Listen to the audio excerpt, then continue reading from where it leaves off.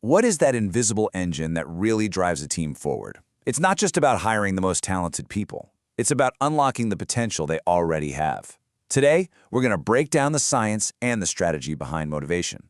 We're going to create a clear blueprint for any manager out there who's looking to build a more productive and, honestly, a more engaged workforce. So here's our game plan. First, we'll dive into the absolute core of what drives people.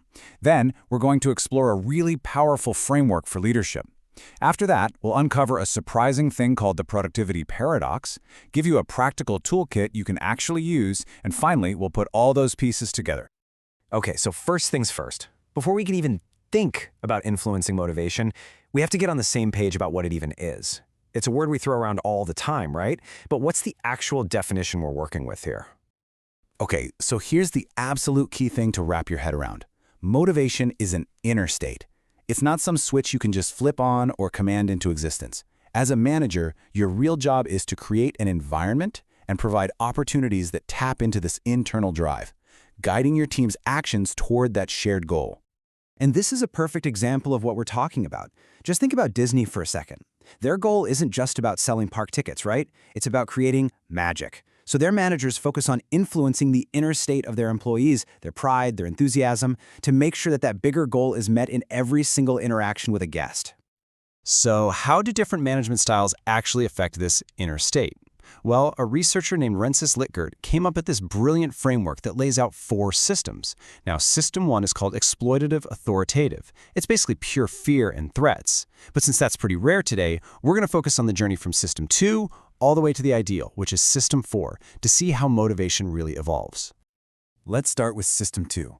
You can think of this as that classic top-down because I said so approach. There's almost no trust, and employees definitely don't feel comfortable discussing their jobs with their boss. Motivation here is all about the external stuff, a classic carrot and stick game of rewards and punishments. Now moving on up to System 3. Things are getting a little better here. There's a decent amount of trust, but it's not total, not by a long shot. Employees might feel fairly free to talk to their managers, and the motivational toolkit gets a little bigger. It includes some employee involvement, but let's be real, the big decisions are still being made at the very top. And that brings us to System 4. This is the gold standard. This style is built on a solid foundation of complete trust and confidence.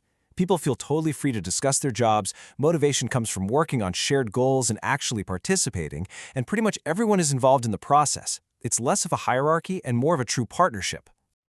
Now, this is where you can really see the night and day difference. It all comes down to the flow of information. In a System 2 world, information is a one-way street. It just flows down. And honestly, anything coming back up is usually met with suspicion.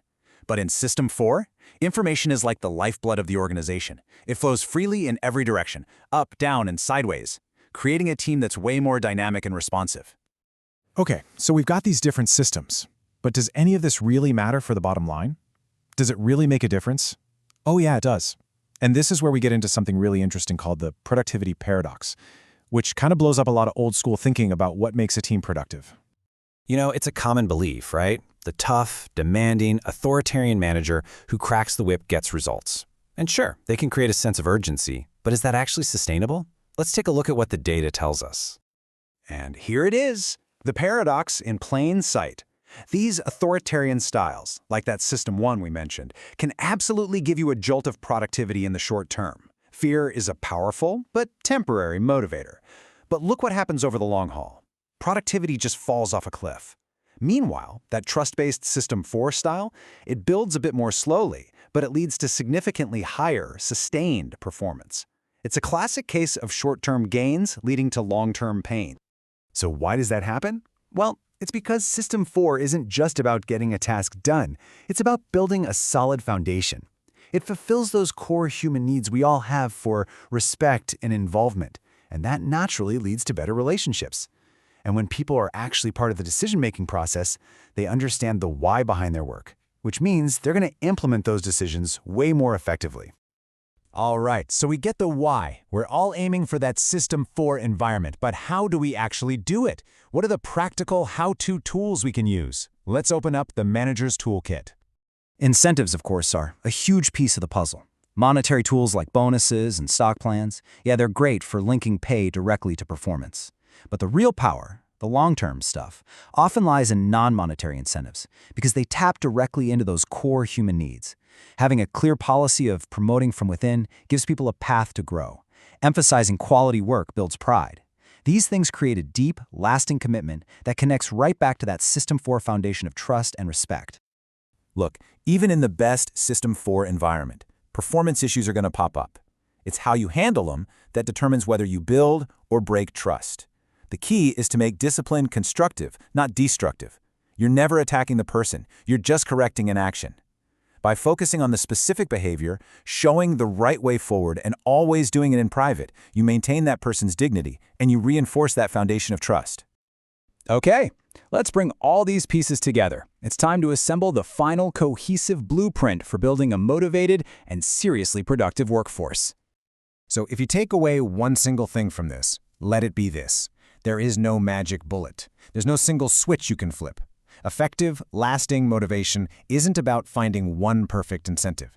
It's about thoughtfully combining different strategies, job design, incentives, respectful discipline, all of it built on that non-negotiable foundation of a high-trust System 4 environment. And this quote right here, it just summarizes the entire philosophy perfectly. Your role as a manager isn't just to get work out of people. It's to create a place where they can satisfy their fundamental human needs for growth, for achievement, for recognition through the work they do. When you get that right, productivity becomes the natural, inevitable result. So, as we wrap this up, I want to leave you with a question, maybe even a challenge. It doesn't have to be some massive company-wide overhaul. Just think about the principles we've discussed. What is one small, actionable step you could take tomorrow to build a little more trust, improve communication just a bit, or give your team a greater sense of involvement? Because that single change could be the start of building a truly motivated team.